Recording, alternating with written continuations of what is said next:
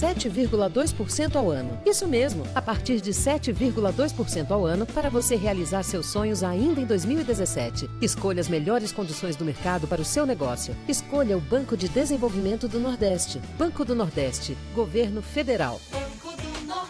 Olá pessoal, aqui é o Sérgio Reis. Eu também estou na Rádio Difusora. O meu programa é o Brasil Caminhoneiro. Confira as informações das estradas, papo com os amigos da boleia e moda animada. É de segunda a sexta cedinho, às 4h30 da manhã. Abraço do Sérgio. A Justiça do Trabalho no Rio de Janeiro concedeu nesta semana um mandado de segurança que libera a demissão de 1.200 professores universitários da Estácio de Sá em todo o Brasil. Na última sexta-feira, o Ministério Público do Trabalho conseguiu uma liminar que proibia a dispensa em massa dos docentes. Conforme verificado pelo MPT, a instituição demitiu professores para depois recontratá-los com salários menores e com contratos previstos na reforma trabalhista. Além disso, o órgão verificou indícios de demissão discriminatória, já que em uma lista de 104 demitidos, 95% deles têm mais de 40 anos.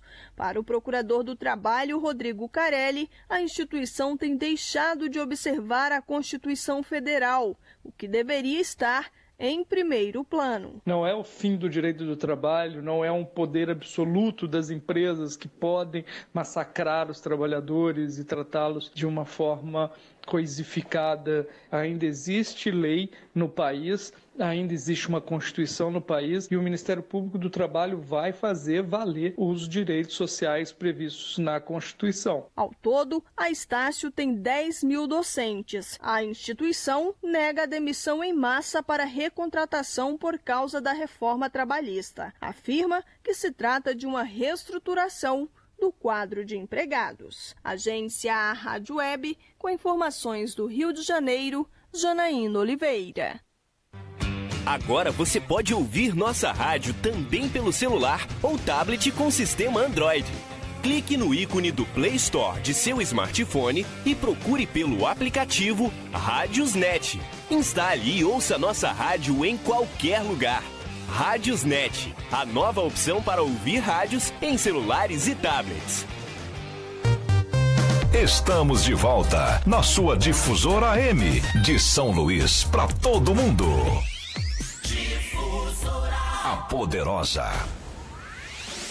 Começa agora na sua Difusora M680. Nossa voz. Nossa voz. Polêmico, vibrante, autêntico, sem meias palavras e com uma opinião séria e com credibilidade.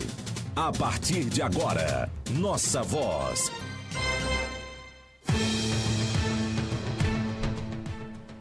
Agora 16 horas e 5 minutos pela sua Rádio Difusora M680, Nossa Voz. Breve, Nova FM 93.1, uma rádio com opinião. Hoje, o Nossa Voz especial com Canta Maranhão, com o Espaço Capital e mais o nosso entrevistado especial, Ricardo Murado.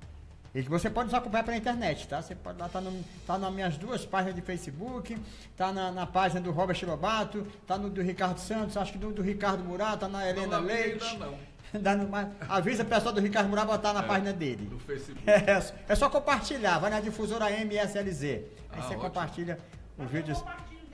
Inclusive, isso fica gravado, tá? Se vocês tiverem dúvida do que foi dito aqui, questionado ou perguntado, é só ir na internet. Antigamente o pai dos burros era o Aurélio, hoje é a internet, tá bom?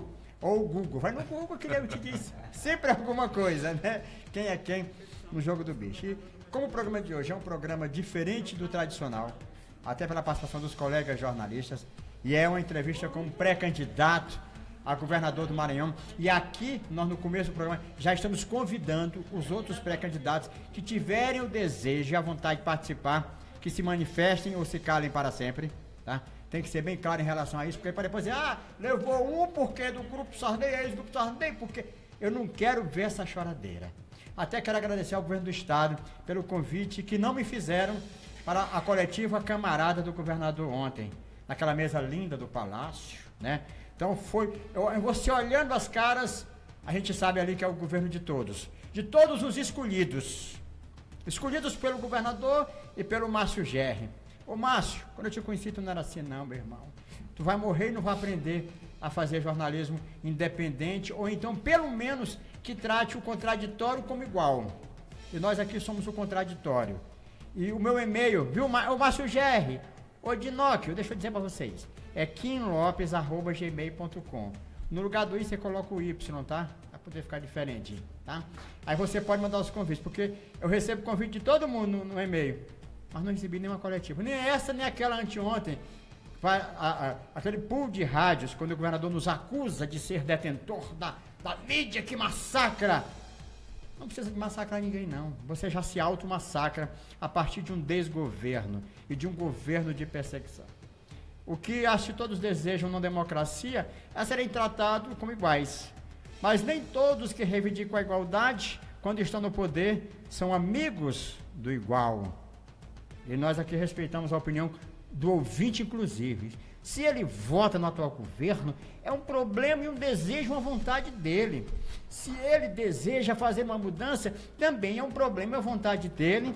E nós aqui só expressamos e tentamos maximizar a sua opinião. Queremos que vocês todos entendam que em 2018 você pode fazer diferente. Deixa desse discurso de a mudança, a renovação, isso e aquilo. Sabe por quê? Porque a verdadeira mudança e a verdadeira renovação começa dentro de cada um de nós.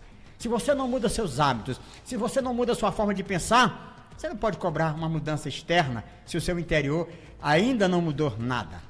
Tá? Então, nas suas atitudes é que você vai determinar e cobrar as mudanças que você deseja na política. Infelizmente, no final do ano, o que mais a gente tem visto na vida do cidadão brasileiro não é só a crise política, mas é o perdão jurídico. Aqueles que passaram o ano preso, brigando contra o presídio, estão todos indo para casa, usando a título de desculpa uma tornozeleira. Inclusive, o Conselho Nacional de Justiça já sugere que seja uma tornozeleira mais discreta, mais fashion, mais estilo Monbijou, tá? Para não desagradar os que estão indo para casa utilizando a tornozeleira, tá? Mandou chamar hoje Paulo Maluf, né? Que eu nem sabia que ele tinha câncer, mas hoje eu já descobri, né? Que Deus o conforte e o cure, para que ele possa cumprir o resto do dia dele na cadeia. Mas não vai acontecer isso, tá? Então, vamos ao que interessa. Comigo, Ricardo Santos, Robert Lobato, a dupla dinâmica está comigo, e também a apresentadora boeira da cultura e militante do movimento em Pasto Lumiar, que em 2020 preparamos uma ida triunfal. Hoje aqui já teve o vereador Leonardo Bruno, né, que era do lado do ex-prefeito Josemar, que estava com o FUT e se libertou do mal. Eu disse, Senhor, eu te aceito como meu único e suficiente Salvador. Não quero mais ficar no FUT. Leonardo, você foi salvo. Deus te redimiu, te lavou, te enxuagou com o sangue do Cordeiro. Saiu do FUT. Ricardo, seja bem-vindo, mas você por último, primeiro os jornalistas. Ricardo Santos, seja bem-vindo, boa tarde. Boa tarde, Kim. Boa tarde, Robert Lobato, ex-secretário Ricardo Murat. É uma satisfação tê-los hoje aqui para que a gente possa conduzir esse bate-bola, uma conversa agradável. É esta a segunda vez que estou diante do Ricardo e estamos aqui, Ricardo, para ouvi-lo, né? E desde o lançamento da sua pré-campanha, que foi em cima da carta de compromisso, eu ouvi muitas pessoas falando, ouvi os dois lados, e parece que causou meio que um frisson assim no meio político, né? A sua entrada causou um certo impacto, certo? Entenda isso como uma coisa boa, né? Porque eu acho que quem coloca o nome e vai com vontade, com gosto, como eu vi que você foi, né? Tem uma certeza de que está entrando num cenário que, na verdade, esse cenário está um pouco em dúvida. Eu acho que o eleitorado hoje ele não está muito assim certo de que vai dar uma segunda chance aos comunistas. É desta forma que eu anuncio aqui uma boa tarde a todos e bola para frente. Vamos aí, Robert Lobato.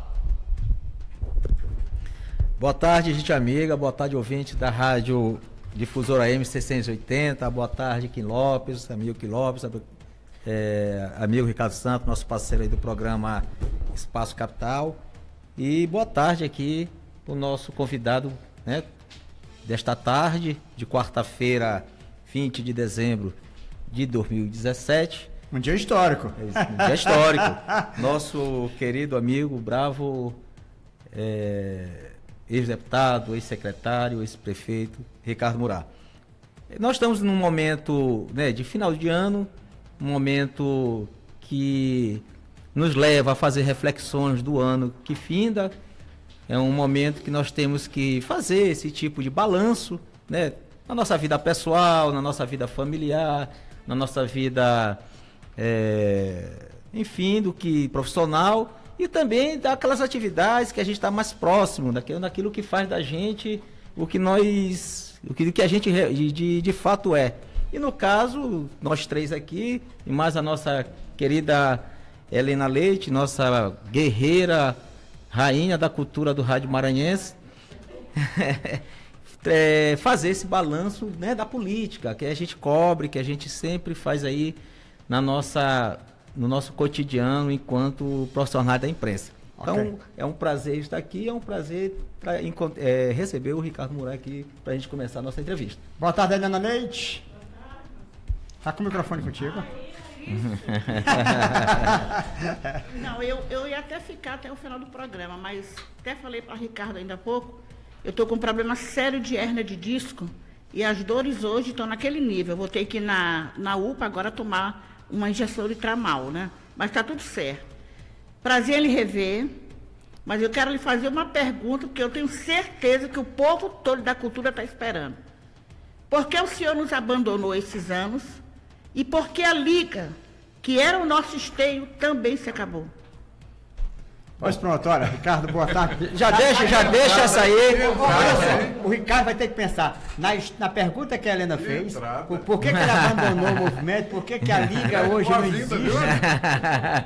Viu? Porque a gente não tinha problema. Depois ele vai ter que se preocupar já ir pensando o que ele fez com a unidade mista lá do Maiobol, que ontem uma senhora me cobrou também, e por que ele transferiu o Hospital do Servidor do Estado lá para a cidade operária, para o HSLZ. Então ele já vai se preparando, vai logo para a pergunta da Helena, como a Helena está com esse problema de saúde, olha, ela disse, aquilo perturba, aquilo deixa um entrevado que falta se arrastar. Ricardo, boa tarde, seja bem-vindo, pode dar sua saudação inicial e já responder a Helena, viu? Porque ela tem prioridade. Viu? Boa tarde a todos, é um prazer imenso poder, principalmente hoje aqui, com tantos jornalistas da maior competência, do maior gabarito, o Robert, o Kim, o Ricardo, e a minha querida Helena.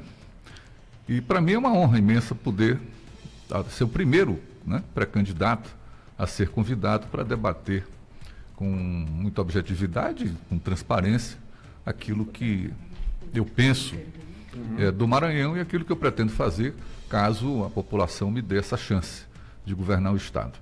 Eu quero dizer para a Helena que eu não abandonei. Eu sempre tive aqui uma situação assim. Quem chega precisa ter a oportunidade de dizer aquilo de fazer aquilo que prometeu na campanha. Você sabe que enquanto eu tive condições, talvez o maior amigo da cultura maranhense tenha sido o Ricardo Murat. Exatamente. Não é? Eu digo isso porque realmente participei durante muitos anos, de forma bastante firme, bastante objetiva. Né? Quer dizer, eu não fazia proselitismo, eu fazia as coisas acontecerem. Nós criamos diversas situações no Maranhão, principalmente ligada à cultura popular, para que ela pudesse hoje ser um setor, uma área completamente independente, completamente viabilizada em termos profissionais. Mas, infelizmente, como tudo do Maranhão acaba no final dependendo da política, e esse é um dos problemas que a gente tem que enfrentar, a gente sai, perde os controles, perde, inclusive porque o próprio governo domina, inclusive, os patrocínios privados. Com essa forma que a lei permite que o empresário escolha quem quer ajudar, é um absurdo. Verdade. Então eu não vou, eu não sei se é hora de tratar, mas o nosso programa, Helena, muda isso tudo. Mas muda completamente. Não é o Matheus que vai dizer quem ele quer apoiar, não é a SEMAR que vai dizer quem quer, para onde ela vai o dinheiro, não é a Oi, não é ninguém. Quem vai dizer isso é o Conselho da Cultura Popular, formado pelos grupos, por quem faz a cultura popular, e de forma descentralizada. Então eu quero só te dizer, Helena, que estou voltando, espero ter a chance realmente de poder governar o Maranhão e poder de novo fazer não só aquilo que a gente fez no passado, mas muito mais, em função do governador ter poderes, vamos dizer, comparado àquele que eu tinha, infinitamente maiores. Ok. Então, deixa eu passar logo para as minhas perguntas, depois eu tenho a do Ricardo e do Robert. Por que a gente fez isso? É porque algumas pessoas nos anteciparam as perguntas. Eu quero que o nosso ouvinte entenda isso. Então, durante essa, se ele quiser ligar e alguém anotar a pergunta para a gente poder ganhar tempo, é interessante até para o Ricardo se situar dentro do raciocínio dele. E essa vai ser, né, a rotina que a gente vai seguir com todos os pré-candidatos que aqui estejam. Até porque a gente está somando com pessoas que já são assim, bem experimentadas com o jornalismo maranhense. Ricardo, em Paço, né, é que eu considero a minha cidade, Paço Lumiar, há um sofrimento grande em relação à saúde.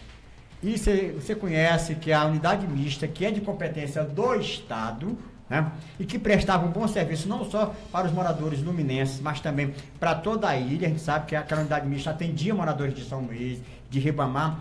Ela foi fechada ainda no início do governo Josemar, que era o prefeito, para uma reforma. E essa reforma acabou que nunca acabou. Até hoje ela está fechada e o povo hoje em Paço não tem um aparelho de raio-x do município. Não, se ele fratura uma perna, um braço, quebra, tosse, tem que vir para o Socorrão em São Luís, porque lá não há condições de serem feitas isso. Eu queria que você fosse bem claro em relação a isso, porque é um município que hoje tem o meu coração e a minha dedicação grande.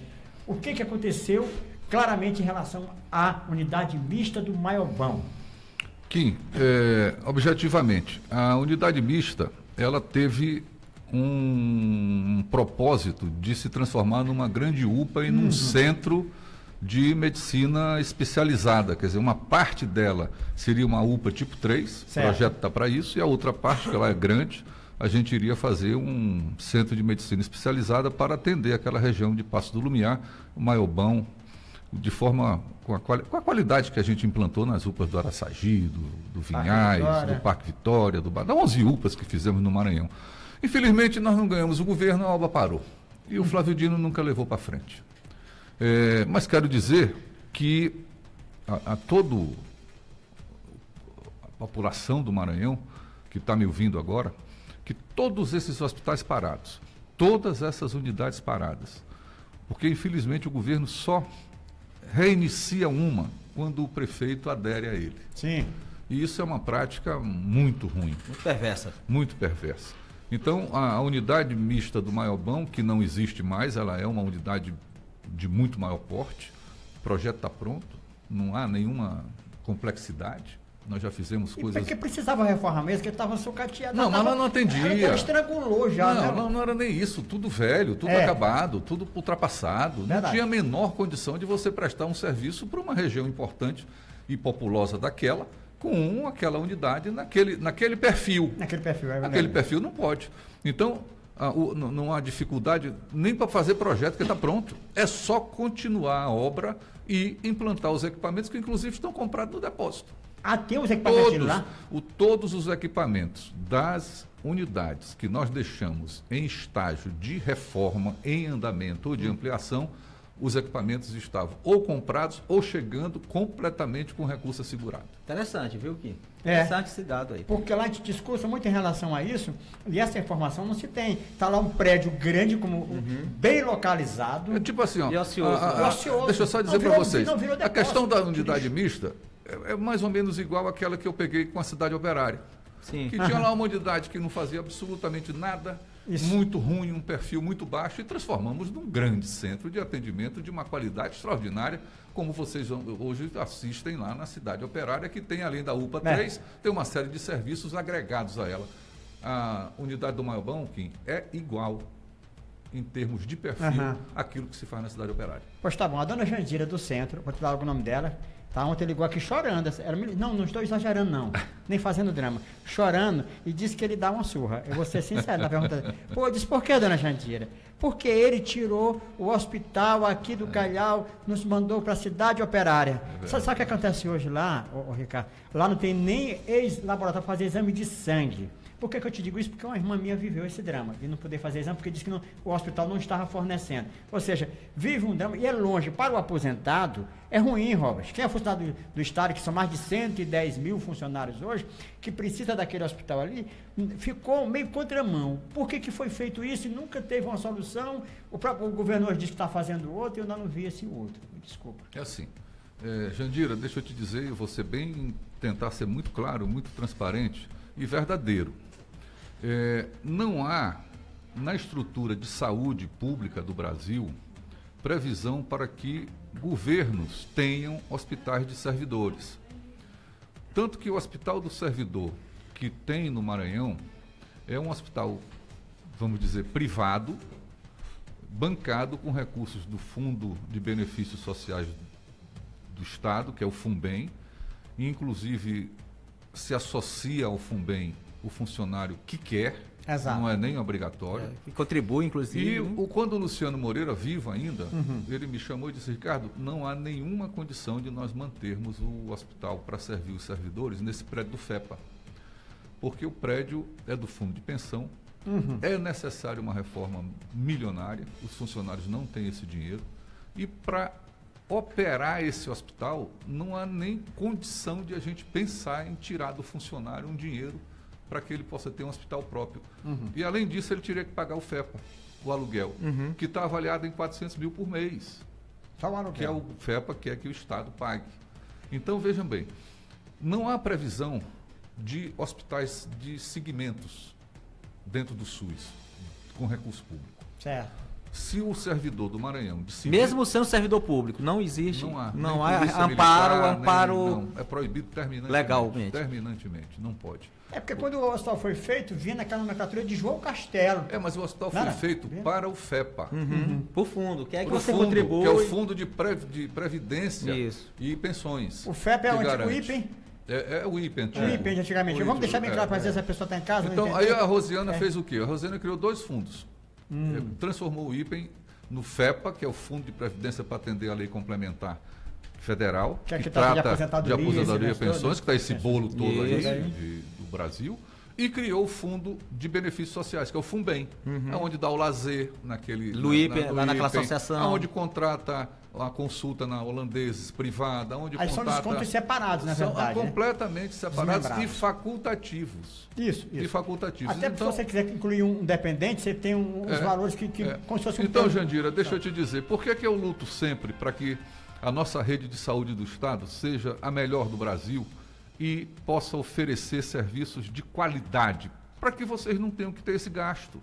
Como é que o funcionário nenhum hospital hoje de servidor, hoje do país, existe como hospital de servidor? Isso. Todos eles foram entregues para o SUS porque é impossível os funcionários bancarem um hospital de alta complexidade. Não tem como tirar do bolso e bancar um hospital de alta complexidade. É caro, é um serviço caro. E deixa eu só dizer, Jandira, lembra que quando eu era secretário, que fiz as UPAs, fiz o Macieira, fizemos os hospitais macro, muita gente deixou de pagar plano de saúde, muita gente deixou de ir para a UDI, muita gente deixou de ir para São Domingos, deixou de procurar o serviço privado, porque o público era bom, era excelente, melhor do que o privado. Então, é isso que o Saúde é Vida, que eu imaginei, que eu comecei e implantei, fizemos um trabalho extraordinário, ele vai dar para você e vai dar para todos uma saúde pública perto da onde você mora e com tudo aquilo que você precisa.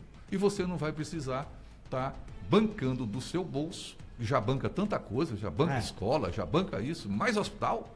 Exato. Mas o governo disse que vai fazer o hospital do servidor. Mas ali está um problema, viu? Que eu vou explicar. O teu pensamento é diferente do dele?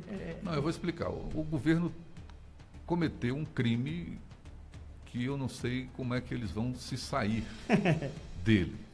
Quer dizer, para fazer política, o Flávio Dino anunciou que na ampliação do Hospital Carlos Macieira, no prédio onde nós construímos para ser ampliação de uma macieira com mais 204 leitos. É um prédio atrás, é Bem isso? Atrás, num terreno do Estado. Ali é do servidor. Não é nem do IPE. Não é nem do servidor, Não, do Estado é do mesmo, né? Estado, terreno próprio do Estado. Então, nós construímos um prédio, está terminando o prédio, com 204 leitos, sem nenhuma previsão de ser um hospital independente. Para quê? Para dar suporte ao Hospital do Carlos Macieira, que nós terminamos ele em 2014, com ressonâncias, com tomografia, com 700 cirúrgicos, com hemodinâmica, para poder fazer cirurgia das mais complexas, transplante, tudo aquilo que a população maranhense, vindo seja da onde for, através da rede do Estado, pudesse ter um serviço de alta complexidade, que só tinha o Dutra, e pequeno, porque não resolvia. E não atendia, né? Não é? Bom, chega determinada hora, o governador vai para a televisão, e naquele prédio diz que aqui será o Hospital do Servidor, sem poder ser. Sem poder ser. Primeiro que ele foi licitado para ser um hospital ampliado do Macieira, objeto da licitação, ponto. Segundo, não há hipótese de gastar recurso próprio da saúde do Estado, como é todo o empenho daquela obra, que é fonte própria do Estado da Saúde, fonte do BNDES, para ir de encontro à legislação do SUS. Não tem. Aquele hospital, ele tem que ser o Macieira e aquele prédio a ampliação dele. Eu conheci não é hipótese. Agora, engraçado, você quer saber de uma coisa? Como o medo do governo, e o governo é tão destrambelhado, eu fiz uma carta para o Noleto, depois que o Cleito Noleto, da CIF, secretário de Infraestrutura. Hoje é o responsável pelas obras. Por tudo, pelas obras. Todas. E eu fiz uma carta para ele dizendo assim, me dê o endereço do Hospital do Servidor e me diga se a ampliação do Macieira, fruto dessa licitação do contrato 132 da empresa tal, se você está fazendo a continuação de acordo com o que está na planilha. Sabe o que ele respondeu? Não sei onde fica o Hospital do Servidor e estou construindo a ampliação do Macieira. Quer dizer, e o governador coloca na prestação de conta dele agora do final do ano, pode olhar não. Hospital do Servidor. Hospital do Servidor. Que não vai ter. E o HSLZ vai ser nesse caso? Não, veja bem, o HSLZ é privado. Vai desativar lá e ativar outro? Era esse o projeto anterior, não, né? Não, deixa eu te dizer, vamos entender. O Hospital São Luís, da cidade operária, se fosse em outro lugar, todo ele teria que ser privado. Não há como você ter um Hospital do Servidor com recurso público. É o que ele explicou, que não existe no Brasil, amparo. No Brasil não tem mais. Amparo legal. Desde que se aprovou a lei nova do Sistema Único, proibiu-se a utilização de qualquer recurso público para atender uma categoria. Um segmento. Todo recurso público que for colocado na saúde, o atendimento é universal. Isso caiu exatamente na história quando Rosiana fez o Novo Tempo 1, 2 e 3, que foram na justiça e que ela não podia privilegiar só o servidor do Estado. Para nós é um acerto. É muito melhor a gente ter uma rede de saúde pública. Para todo mundo? Para todo mundo de altíssima qualidade. Que é o conceito original do SUS. Que é o conceito. E outra coisa que nós conseguimos fazer aqui, que todo mundo no país ficou espantado. Como é que nasceu um hospital em Grajaú? Como é que nasceu um hospital em Barreirinha? Como é que nasceu centenas de unidades e de alto padrão? Então, a gente pode fazer. Então, Jandira, fique tranquila. Quando a gente chegar no governo, se isso for mesmo o desejo, se eu conseguir convencer as pessoas do Maranhão de que eu posso e tenho condições de mudar essa realidade, você não vai precisar estar tirando do seu bolso dinheiro nenhum para estar sendo atendida na saúde como você está hoje. Você paga tomografia, você paga ressonância, você paga consulta de especialista. Você paga e você não tem, é uma fila enorme, parece que não funciona. Assim. Então, esta é a situação. E eu tenho que falar aqui a verdade. Claro. Não posso mentir. Com certeza. Robert Lobato. Nós temos aqui 2 horas de programa com o Ricardo. Nós estamos aqui na primeira meia hora do programa, né? Nós vamos aqui até às 18 horas. E vai ter assunto aqui sobre o Saúde à Vida, que eu elaborei algumas coisas aqui, mas eu queria dar uma, digamos assim, fazer um retorno aqui na entrevista e sair um pouco aqui dessas questões ainda mais pontuais nossas aqui do Maranhão, sobretudo da saúde. E nós vamos voltar a essa questão ao longo do programa. E eu queria ver com o nosso convidado, com o Ricardo Murat, que foi deputado federal, né? Foi líder de partido na Câmara dos Deputados, vice-líder do governo, salvo engano, e líder de partido. É uma pessoa que tem um acúmulo político muito grande, inclusive com visão de país, por essa experiência, né, por essa passagem dele no Congresso Nacional. E eu queria justamente fazer a minha primeira pergunta para o Ricardo, explorando um pouco essa experiência dele de político, de deputado federal, desse político que viveu... De mandato, né? Que viveu ali um pouco momentos importantes da República. Qual o balanço, digamos assim, Ricardo? É um balanço, mas assim, uma tua opinião desse 2017 que está acabando, à luz do governo Michel Temer, à luz dessa crise política que o país atravessa, que eu não sei se você consegue contar paralelo de 90, 80 para cá, depois da redemocratização do país. Como é que você vê 2017? Acaba bem? Acaba menos ruim do que poderia acabar? O governo Michel Temer, você acha que ele tem chance de dar uma recuperada em 2018 do ponto de vista dos resultados para o país, na economia? E onde é que o que é que se pode esperar desse país em 2018? Robert, eu acho que não se pode esperar nada, sinceramente. A crise é tão profunda, tão grande, desde que a Dilma conseguiu se eleger. Vou só fazer um histórico breve, rápido. Não, é isso que eu queria que você... E deixar meu ponto de vista bem claro. A Dilma se elege com um discurso de continuidade daquilo que vinha sendo feito pelo Lula e daquilo que vinha sendo feito pelo governo dela. Já o segundo governo dela já não foi tão bom quanto foi o último de Lula, o primeiro dela, mas foi bom, tanto que ela se elegeu. Quando ela se reelege, e prometendo mundos e fundos, e faz diferente, o que é que ela perdeu? Credibilidade. O povo tirou o apoio dela. Como é que ela vai dizer que ia fazer isso e não faz e faz o contrário? Hoje o povo não aceita mais isso. E depois, fizeram o impeachment, ela saiu, entra o Temer. O Temer devia saber que ele é um sujeito que não tem a credibilidade e nem a legitimidade nessa situação que o país vive para fazer reformas que, de uma maneira ou de outra, implicam são profundas, numa mudança e mexem com a vida de 200 milhões de brasileiros, gente. No campo, na cidade, em tudo. Isso não é momento. Primeiro que uma crise política, uma crise ética, uma crise de governabilidade que jamais se viu. E agora quer fazer reformas como se eleito tivesse sido e as propostas dele tivessem sido votadas pelo povo. Quer dizer, como é que vai fazer uma reforma da Previdência na marra, sem voto? E por que fazer uma reforma da Previdência dessa se ano que vem tem eleição? Deixem isso para os candidatos discutirem com a sociedade, com o povo que vai ser o eleitor. Qual é o programa de Previdência melhor? É verdade. Porque aí o povo, na hora da votação, diz: o meu programa melhor é este aqui. E o presidente depois não vai ter nem problema para implantar, porque já foi objeto de uma discussão da campanha, de uma análise e de uma votação. E aprovado pela... E agora ele, em troca daquilo que ele quer aprovar, ele acaba com o país. A prioridade